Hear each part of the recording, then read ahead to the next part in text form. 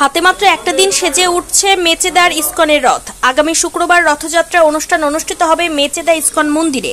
তার আগের প্রস্তুতি তুঙ্গে মেচেদা ইসকন মন্দিরে আগামী শুক্রবার বিকেল 3টের সময় মেচেদা ইসকন থেকে জাতীয় সড়ক দিয়ে রথ বের হবে। রথ পৌঁছবে হাকল্লা পর্যন্ত। 7 দিন ধরে চলবে অনুষ্ঠান। প্রত্যহ দিন সন্ধ্যা আরতি শেষে থাকছে খিচুড়ি প্রসাদের ব্যবস্থা।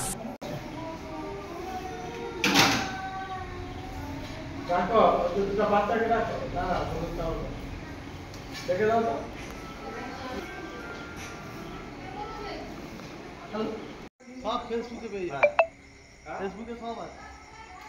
সোমবার সবাই চলে আসে এই শুক্রবার প্রসাদ পাবি, রাত 11টা 11:30 ঢুকে যাবি, প্রসাদটা পেয়ে তারপরে ঘুরে।